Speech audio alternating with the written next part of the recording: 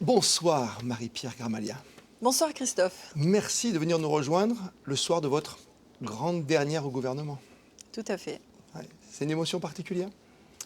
Oui, bien sûr, c'est une émotion particulière après une tranche de vie de plus de 10 ans. C'est avec un petit pincement au cœur que je pars. On dit quoi? On dit une décade prodigieuse, tout s'est bien passé. C'était long, c'était court, c'était Je vous laisse le soin de mettre un adjectif à cette décade. C'était une tranche de vie, une véritable tranche de vie, 10 ans, mais que je n'ai pas vu passer. Un échange formidable avec une équipe formidable au sein du département. Et je tiens à les remercier aujourd'hui pour tout ce qu'ils ont apporté à la principauté, au département et à moi. On a vraiment formé une équipe extraordinaire et des réalisations pour la principauté, des projets, des échanges. Et en même temps, je n'ai pas vu ces 10 ans passer. C'est ça, c'est passé très vite. Hein. Très, très vite. Parce qu'il n'y a pas qu'un seul chantier chez vous, il y en a plusieurs. Parce qu'en plus, vous avez l'équipement, vous avez l'environnement, vous avez l'urbanisme. On peut revoir ensemble, si vous voulez, tout ce qui s'est passé à Monaco depuis 10 ans. Ça vous dit? Si vous voulez. Grâce à Alexandra Pani, qui nous propose de revenir sur ces 10 ans au gouvernement. Ténacité et énergie, deux qualificatifs essentiels pour diriger pendant 10 ans et 7 mois l'un des plus importants et complexes ministères de l'administration monégasque. C'est en janvier 2011 que Marie-Pierre Gramalia prend ses fonctions en tant que conseiller de gouvernement pour l'équipement, l'environnement et l'urbanisme, 3 piliers pour imaginer la principauté du futur. Elle est la deuxième femme à occuper ce rang après Sophie Thévenoud aux finances de 2009 à 2011 et la première au sein de ce département traditionnellement administré par des hommes. Entrée en 1993 dans l'administration monégasque, c'est sous Michel Roger qu'elle devient conseiller de gouvernement et voit ainsi se succéder 3 ministres d'État. Plus d'une décennie consacrée aux grands chantiers qui dessineront la principauté de demain, des dossiers qui ont souvent mis Marie-Pierre Gramalia en confrontation directe avec les membres du Conseil national. Avec pugnacité et énergie, elle a défendu ses grands projets, logement domaniaux, chantier du nouveau centre hospitalier Princesse Grace, mais aussi l'îlot Pasteur qui accueillera le nouveau site du collège Charles III, ou encore les chantiers privés d'envergure comme l'extension en mer avec le nouveau quartier Maréterra. Des chantiers qui provoquent souvent des désagréments pour la population, mais à cela, elle répond qu'ils sont essentiels au développement de la principauté et qu'un équilibre doit être trouvé entre qualité de vie et développement immobilier. La mobilité, autre volet prioritaire de ces 10 années, et ce projet que le conseiller aura porté à bout de bras, la fluidification des véhicules aux entrées de la principauté avec notamment la création de la liaison marquée et l'imposant tunnel descendant Albert II à l'entrée ouest de Monaco, un chantier qui soulevait beaucoup de réserves et qui aujourd'hui a prouvé son utilité pour le désengorgement de la principauté aux heures de pointe. Avant son départ en juillet dernier, un nouveau dossier prend un virage concret avec la pose de la première pierre de ce qui sera la future bretelle d'autoroute A8 de Beau-Soleil. Rendre la circulation plus fluide, mais également les transports plus propres. La mobilité douce est mise en avant avec le lancement du service Mobi, les vélos urbains Monabike, mais aussi des dossiers envisagés pour le futur, comme une navette maritime, un métro interurbain ou pourquoi pas un fameux téléphérique. L'environnement, pilier essentiel de cette décennie.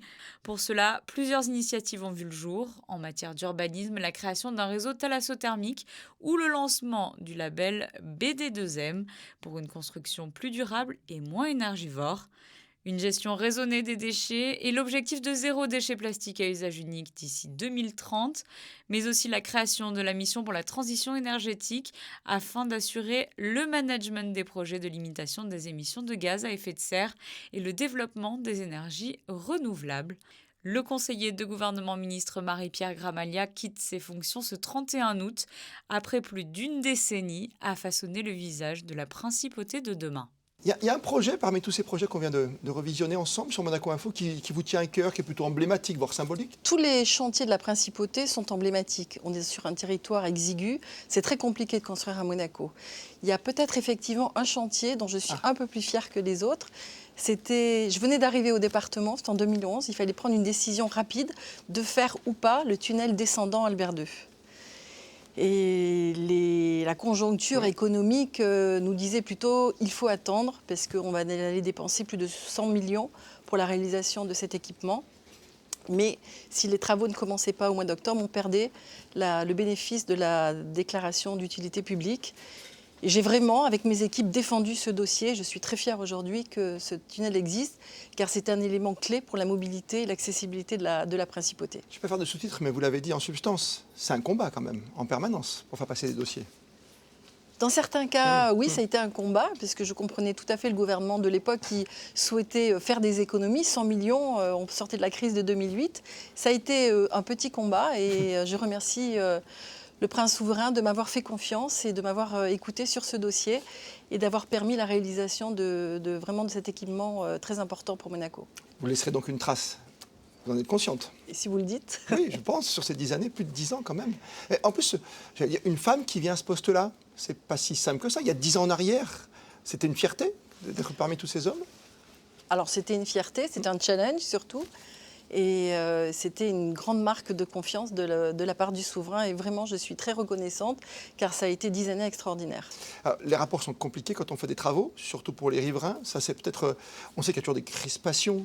Il y a automatiquement des gens qui sont un petit peu en colère contre vous quand ça fait du bruit, pour être très simpliste. Oui, alors bien sûr, c'est un département très exposé, puisqu'on travaille beaucoup sur le cadre de vie. Et les gens ne sont pas contents lorsqu'il y a du bruit, de la poussière. Oui. Enfin, c'est un département où on sait que le conseiller va prendre des coups, ça fait partie du job, on l'assume, c'est pas grave. Le but, c'est de trouver un équilibre entre la construction du Monaco de demain et le fait de réduire au maximum les nuisances sonores, de poussière, de bruit, de tout, par rapport aux riverains. On a essayé d'être un maximum à l'écoute de ces riverains. Les Monégasques, quel regard portent-ils sur vous, pensez-vous, aujourd'hui? Parce que quand ils vous rencontrent dans la rue, est-ce qu'ils sont plutôt agressifs ou heureux de ce que vous avez fait? Ils sont plutôt bienveillants. J'ai eu des messages très bienveillants.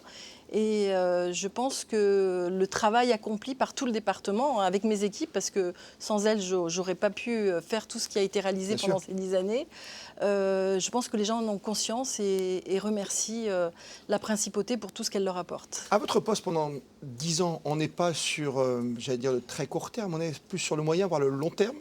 Là, vous allez laisser un héritage quelque part, parce que vous avez déjà préfiguré du Monaco de demain avec vos équipes. Vous avez déjà travaillé, par exemple, sur l'extension mer, l'hôpital, des choses comme cela. Il y a beaucoup de dossiers qui sont effectivement lancés, des équipements majeurs futurs pour la principauté de Monaco. Vous avez parlé de l'hôpital, le futur collège, la médiathèque, l'usine de traitement des déchets. Enfin, beaucoup de projets lancés, mais il y en aura certainement d'autres. Celui qui arrivera le plus vite, c'est lequel finalement? C'est l'extension en mer, c'est quoi? C'est dans 3 ans ou c'est l'îlot Pasteur? Alors l'extension en mer avance très vite. Très vite, je pense que ça sera la première livrée. Il y aura aussi l'îlot Pasteur en 2025, donc à peu près la même année, et l'hôpital un peu plus tard. Et pour les déchets, pour le traitement des déchets? L'usine de traitement des déchets, une décision doit être prise rapidement pour savoir quelle technologie on va finalement retenir. Et on est dans une livraison, je pense, dans les années 2026-2027. Marie-Pierre Gramalia, vous avez parlé de l'extension en mer, qui veut dire extension, donc urbanisme, chantier haute, mais il y a une protection de l'environnement qui est très importante.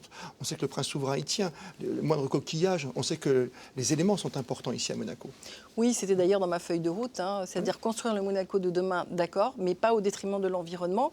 L'exemple le plus flagrant, c'était cette extension en mer de 10 hectares qui avait été reportée en 2008. Donc protection de l'environnement. On a également travaillé avec mes équipes sur un nouveau label qui est BD2M, bâtiment durable méditerranéen de Monaco. Et toutes les constructions nécessitent une étude d'impact un peu environnementale avant d'être lancées. Et aussi, pendant cette décennie, l'objectif quand même 2030, qui tient à cœur à tous les Monégasques et tous ceux qui aiment la nature ici, la faune, la flore, et puis notre planète, comme je le disais tout à l'heure, je me répète un petit peu, mais c'est vrai qu'aujourd'hui, cet objectif 2030, est-ce qu'on dit qu'il est ambitieux? Il est assez ambitieux, il est trop ambitieux de réduire de 55% les émissions de gaz à effet de serre, par exemple? Il est ambitieux, mais la question, ce n'est pas de savoir si on va y arriver, c'est de tout faire pour y arriver. Donc tout faire pour y arriver, ça veut dire travailler sur les 3 secteurs clés qui produisent des gaz à effet de serre, la mobilité, bien sûr, l'énergie dans les bâtiments et les déchets. Le Monaco idéal de Marie-Pierre Gramalia, c'est quoi? C'est une ville piétonne avec des grands parkings à l'extérieur, un téléphérique, un métro, des navettes dans 10 ans, un peu partout, maritime?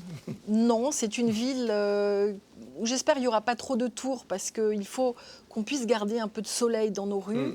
C'est une ville où il y aura des espaces verts. On a lancé la stratégie nationale de la biodiversité où on développe la renaturation de la ville pour essayer de faire de plus en plus des coins jardins, des jardins suspendus, de la verdure dans les différents immeubles.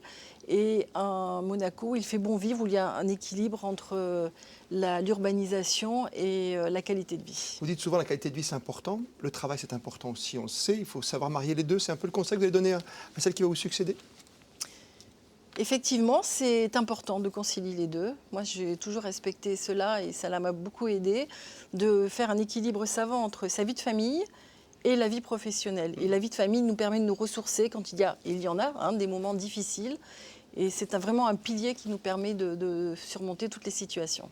J'imagine que vous êtes déjà rencontré avec Céline Caron, parce qu'il n'y a pas de passation de pouvoir sur un perron, mais ça se passe déjà depuis quelques mois, depuis que vous avez pris votre décision?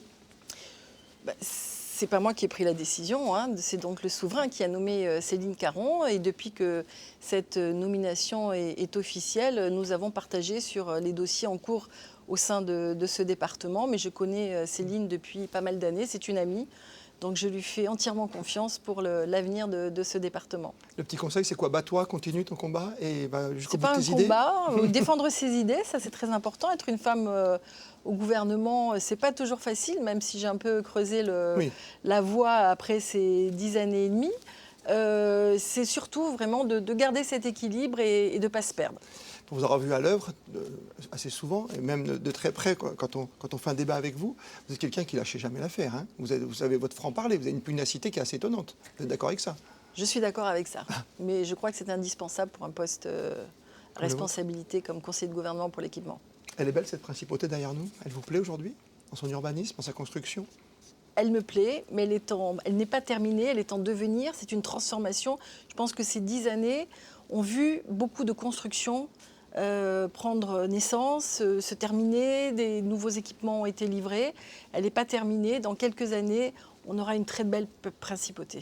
Demain, on est le 1er septembre, mercredi, c'est la grande rentrée. Vous ne serez pas là, qu'allez-vous faire de votre journée déjà et de votre avenir ensuite, bien sûr? Écoutez, demain matin, je récupère un nouvel appartement pour ma fille, je l'installe. Je suis rentrée au département, elle avait 7 ans, elle vient de passer son bac et je l'installe dans sa nouvelle vie. C'est beau. Sportive, visiblement, sa nouvelle vie. Une grande sportive, puisque la semaine prochaine, effectivement, on part toutes les deux faire les championnats du monde d'endurance équestre moins de 21 ans aux Pays-Bas. Donc ces 15 jours vont être très remplis. Et ensuite, j'aurai un peu plus de temps à consacrer, j'espère, pour la principauté. Pour la principauté, vous avez déjà des projets, évidemment? Des projets que je garde secrets pour l'instant. J'ai pas bien entendu. Merci Marie-Pierre Garmalia. Merci. Pour de magnifiques projets. Puis beau voyage avec votre fille pour ce championnat d'endurance, parce que c'est impressionnant. Merci beaucoup.